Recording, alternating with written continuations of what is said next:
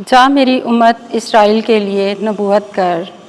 ہمارے لیے آج کی پہلی تلاوت آموس نبی کی کتاب، اس کا 7واں باب، 10ویں تا 17ویں آیت مقدسہ۔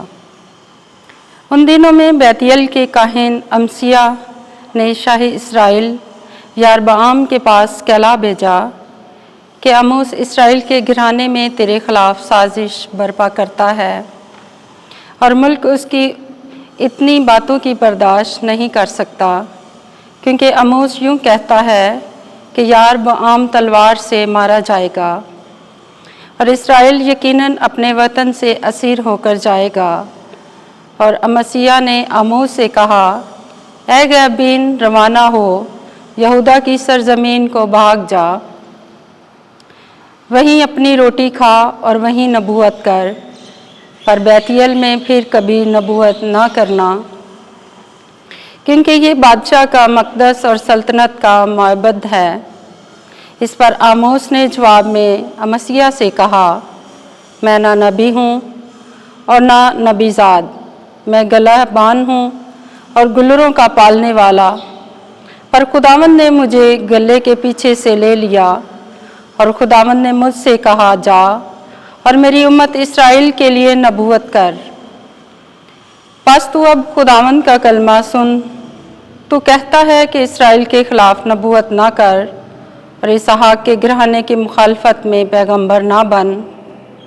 اس لیے خداوند یوں فرماتا ہے کہ تیری بیوی شہر میں فحشہ بنے گی، اور تیرے بیٹے اور تیری بیٹیاں تلوار سے مارے جائیں گے، اور تیری زمین جریب سے تقسیم کی جائے گی، اور تو ناپاک سرزمین میں مر جائے گا۔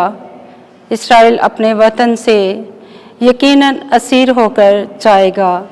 پاک کلام کے پڑھے اور سنے جانے پر خداوند کی برکت ہو۔ زبور 19۔ جماعتی جواب، خداوند کی قضائیں برحق ہیں اور سب کی سب راست ہیں۔ خداوند کی شریعت کامل ہے، جان کو بحال کرنے والی ہے۔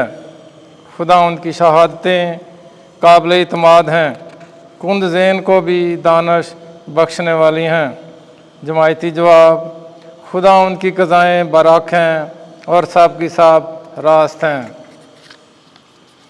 خداوند کے قواعد راست ہیں، وہ دل کو مسرور کرنے والے ہیں۔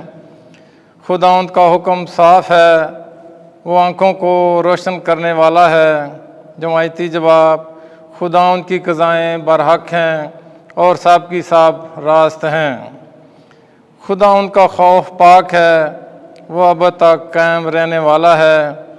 خداوند کی قضائیں برحق ہیں، سب کی سب راست ہیں۔ جماعتی جواب، خداوند کی قضائیں برحق ہیں، سب کی سب راست ہیں۔ وہ سونے سے بلکہ خالص سونے کی کثرت سے بھی زیادہ مرکوب ہے، وہ شہد بلکہ چھتے کے ٹپکوں سے زیادہ شیریں ہے۔ جماعتی جواب، خداوند کی قضائیں برحق ہیں اور سب کی سب راست ہیں۔ خداوند آپ کے ساتھ ہو۔ انجیل مقدس متی کے مطابق، اے خداوند تیری تمجید ہو۔ 9واں باب، 1 سے 8 آیت۔ انہوں نے خدا کی تمجید کی کہ جس نے ایسا اختیار آدمیوں کو بخشا ہے۔ ایک دن یسوع پھر کشتی پر چڑھ کر پار گیا اور اپنے شہر میں آیا، اور دیکھو لوگ ایک مفلوج کو چارپائی پر پڑا ہوا اس کے پاس لائے۔ یسوع نے ان کا ایمان دیکھ کر مفلوج سے کہا، بیٹا خاطر جمع رکھ، تیرے گناہ معاف ہوئے۔ اور دیکھو بعض فقی اپنے دل میں کہنے لگے کہ یہ کفر بکتا ہے۔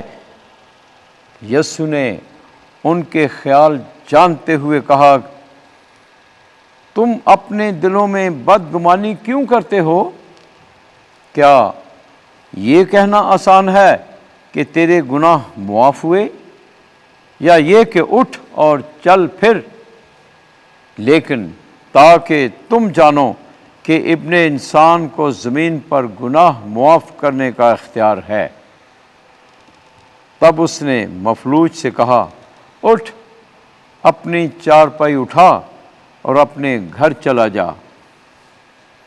وہ اٹھ کر اپنے گھر چلا گیا۔ تب ہجوم یہ دیکھ کر ڈر گیا اور خدا کی تمجید کرنے لگا کہ جس نے ایسا اختیار آدمیوں کو بخشا۔ انجیل مقدس کے وسیلے سے ہمارے گناہ معاف کیے جائیں۔